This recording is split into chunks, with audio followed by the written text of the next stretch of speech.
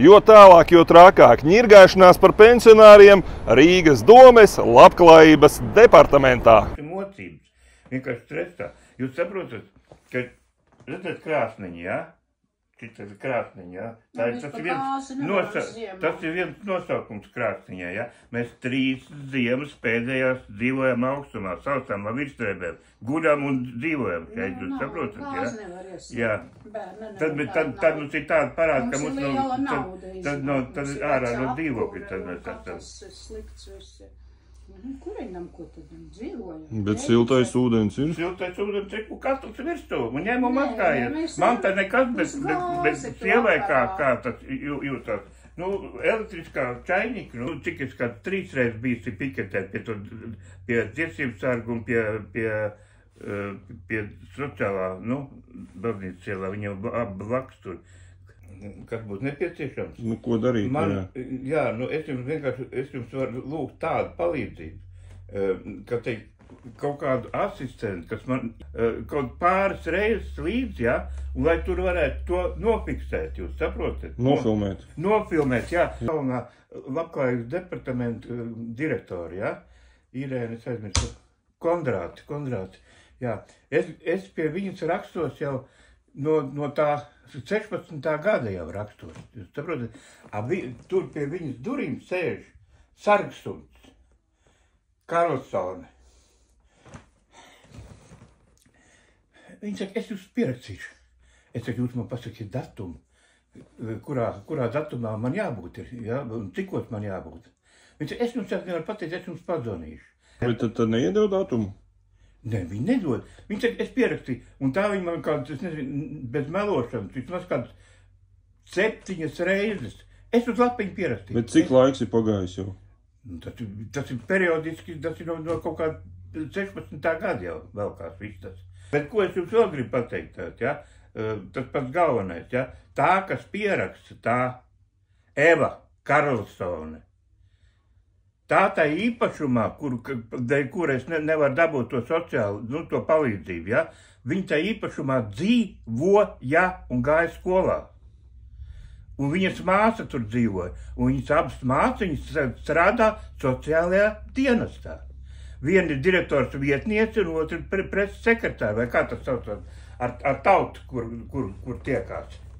Tad viņas dzīvoja Masalacā un tagad viņas... Nu, kad skolā... Es viņām, ka viņas maziņas bija, es viņām dibenes abām divām slaucīju. Dārzā, tad jau nebija toaletes papīra, tad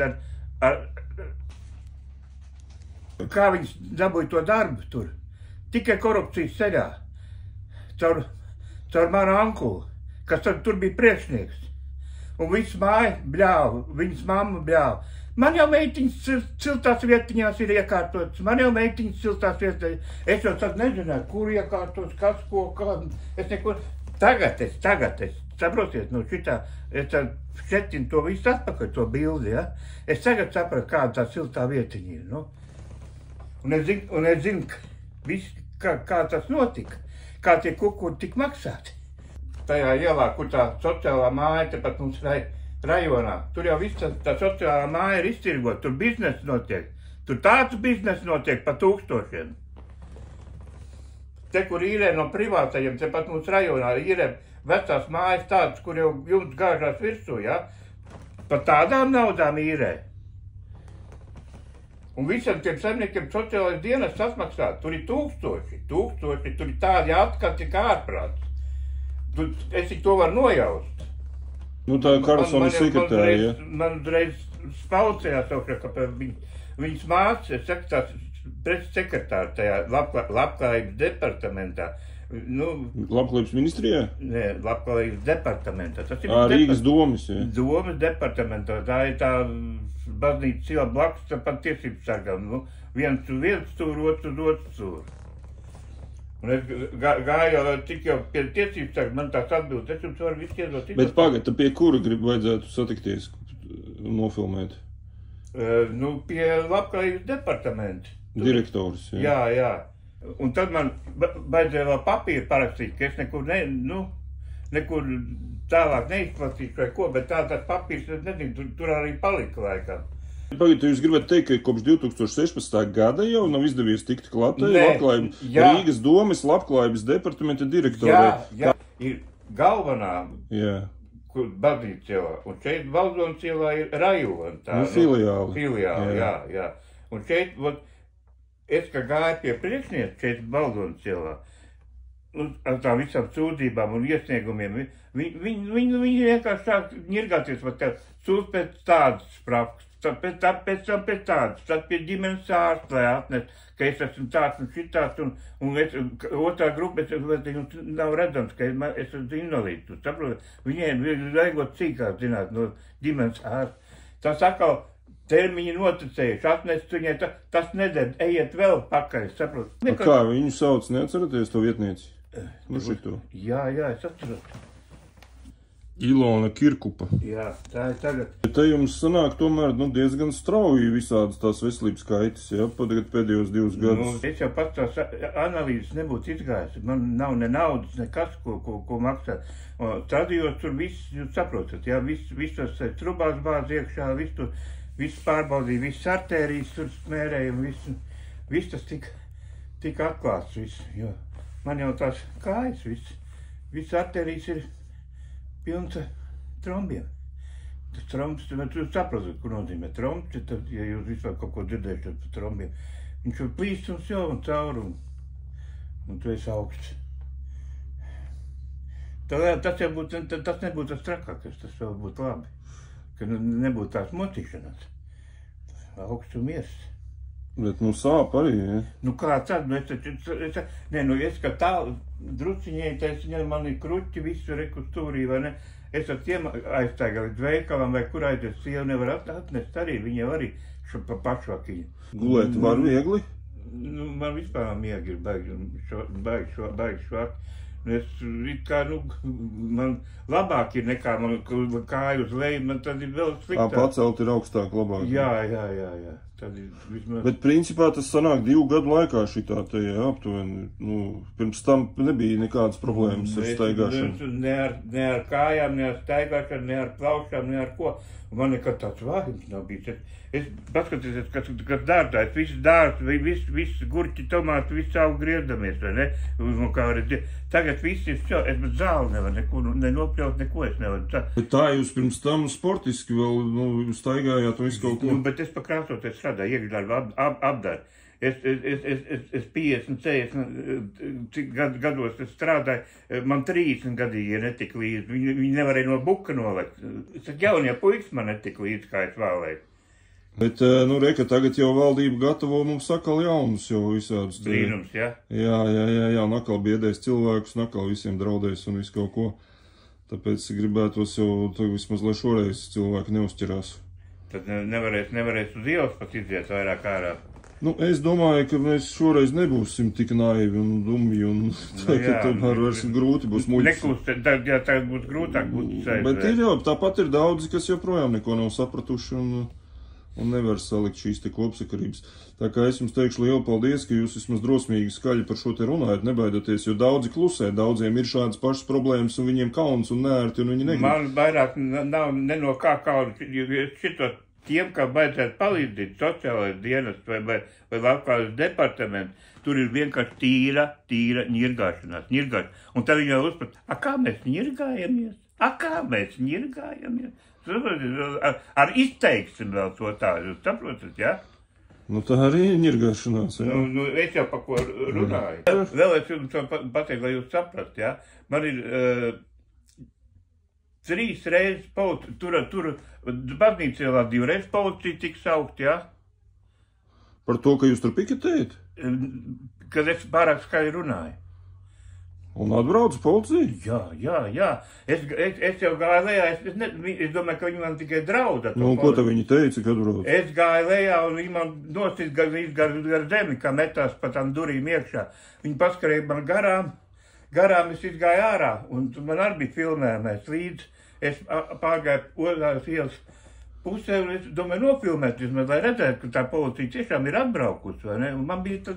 Te jūs gribat teikt, ka Rīgas domas labklājības departaments tikai tāpēc, ka jūs pie viņiem aizgājāt risināt savus jautājumus, izsauc policiju vēl beigās? Jā. Un te jau arī sauc. Kuras valsts vai pašvaldības? Neatceraties, zaļā mašīna vai šitā te zilgana? Es tagad nepateiktu, es negribu melot. Ne. Man bija uzfilmēts, viss tas bija, tāpēc jau es saku. Man tas liekas ciniski. Es saprastu, es tur aiziet un bļaustītos, nu labi. Bet ka pensionārs... Rudolf, jā. Tas ir nožēlojami. Es izstāstīšu par šito te Baldonas ielu, kā bija ar to policiju, jā. Viņi man tur, tā gan, es nezinu, bet tā nebija pašvaldības, tā bija tā policija, jā. Valsts. Jā. Aizsūtīja man uz kabinetu, kurā piešķir to, transportu, var teikt, jā. Es jau iegāju tur iekšā, noliku visus dokumentus, kas man bija līdzi, visu tur ārstu, tās, ģimenes ārstu, tās formas U27, tur visu, vai ne.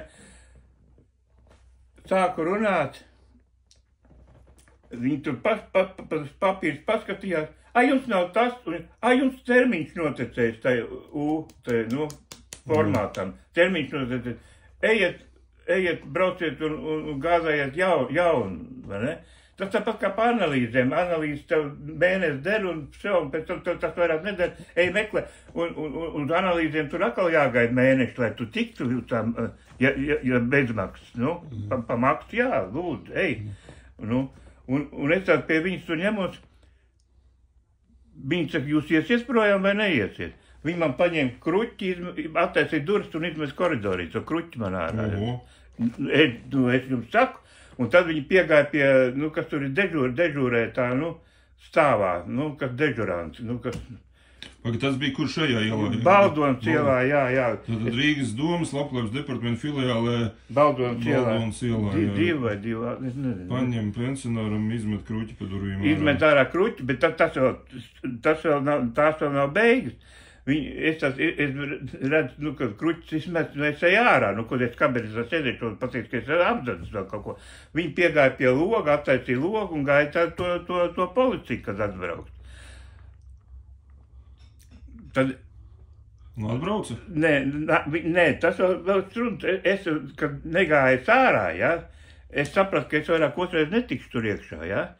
Un viņi man nostumšanu, kā es sievieti tev pretošos, arī grūdīšu viņus vai kā. Viņi man izgrūda ārā, es to labo kāju ieliku starp durīm, vai ne? Tā kā vēl cerībām, ka varbūt kaut ko panākšu vēl kaut ko, ja? Tad viņi man spēra pa to kāju, cik vien jaudas. Es jau neredzu, bet atmiņa kaut kāda jau vēl ir, vai ne? Un es atceros to uzvārdu.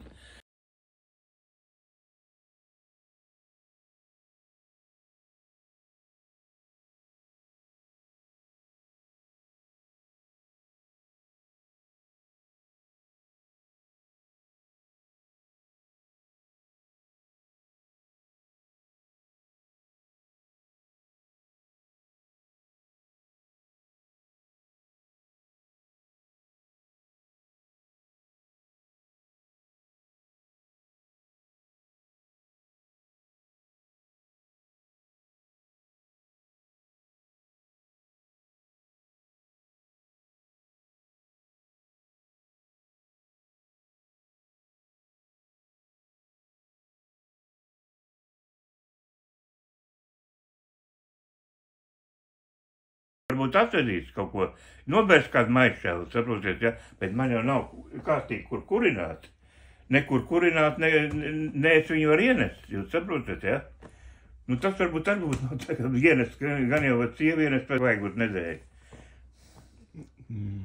Tomēr ar labklājību mums te Rīgā un Latvijā nav kaut kas kārtībā pensionāriem.